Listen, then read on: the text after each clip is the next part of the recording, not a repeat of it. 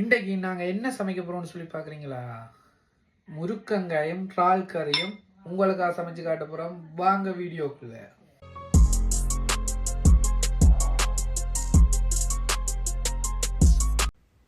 ஒரு சட்டியில் தேவையான அளவு எண்ணெயை சேர்த்துக்கொள்ளுங்க. இப்போ நாங்கள் பெருஞ்சீரகம் வெந்தயத்தை போட்டு வதக்கி எடுத்துக்கொள்ள போகிறோம். வெந்தயத்தை கொஞ்சம் கூடுதலாகவே சேர்த்துக்கொள்ளுங்க. கறிக்கு ரொம்பவே டேஸ்டாக இருக்கும். இப்போ நாங்கள் கிளறி விட்டுக்கொண்டு இதோட வெட்டி எடுத்துருக்கிற உள்ளியை போட்டு உள்ளி வாசம் வர நல்லா வதக்கி எடுத்துக்கொள்ள போகிறோம்.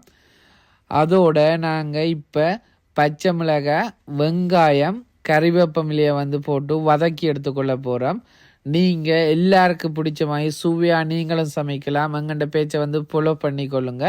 இப்போ பார்த்தீங்கன்னு சொன்னால் வெங்காயம் வேலைக்கு வதங்குறதுக்காக சிறிதளவு உப்பு சேர்த்துக்கொள்கிறோம். சேர்த்துட்டு நல்லா வதக்கி விட்டுட்டு இப்போ நாங்கள் வெட்டி எடுத்துருக்க தக்காளியையும் அதோட சேர்த்து வதக்கி எடுத்துக்கொள்ள போகிறோம். நல்லா எல்லாம் மிக்ஸ் பண்ணுற மாதிரி நல்லா வதக்கி எடுத்துக்கொள்ளுங்க. இப்போ பார்த்தீங்கன்னு சொன்னால் எல்லாம் வதங்கி வந்துட்டுது.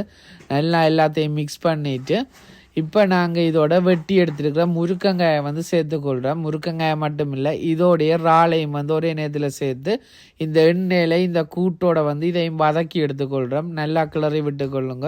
கிளறி விட்டுட்டு ஒரு 3-4 நிமிஷம் இளஞ்சூட்டில் மூடி போட்டு மூடி வச்சுக்கொள்ளுங்க. இந்த எண்ணெய் வாடையில் அந்த இது முருக்கங்காயும் இறாலும் நல்லா வதங்கி வரட்டும். இப்போ பார்த்தீங்கன்னு சொன்னால் எல்லாம் வதங்கி வந்துட்டு நல்லா கிளறி விட்டுக்கொள்ளுங்க. அதோட நாங்கள் மஞ்சள் தூள், தேவையான அளவு உரைப்புக்கு தேவையான அளவு தூளை சேர்த்துக்கொள்ளுங்க. அதோட தேவையான அளவு உப்பையும் சேர்த்துக்கொள்ளுங்க. இப்போ நல்லா கிண்டி விட்டுட்டு அடிப்பிடிக்காமல் இருக்கிறதுக்காக சிறிதளவு தண்ணியை சேர்த்துக்கொள்ளுங்க. சேர்த்துட்டு நல்லா எல்லாத்தையும் மிக்ஸ் பண்ணிவிட்டு ஒரு மூடி போட்டு நல்லா கொதி வர மூடி விட்டுக்கொள்ளுங்க. இப்போ பார்த்தீங்கன்னு சொன்னால் கொதி வர வலிக்கிட்டுது. லைட்டாக எடுத்து கிளறி விட்டுக்கொள்ளுங்க. இப்போ பார்த்தா இப்போவே வாசம் மூக்க துளைக்குது. இப்போ நாங்கள் தேங்காய் பாலை சேர்த்துக்கொள்வோம். ஆளுக்கு முருக்கங்காய்க்குன்ற ஆளுக்கு தேங்காய் பால் சேர்த்தா நல்லா இருக்குது. இப்போ தேங்காய் பாலை சேர்த்துட்டு திருப்பி நல்ல ஒரு கொதி வேற விட்டுட்டு இப்போ நீங்கள் பழப்புளி சேர்த்துக்கொள்ளுங்க. இறால் கறிக்கு பழப்புளி ரொம்பவே டேஸ்டாக இருக்கும்.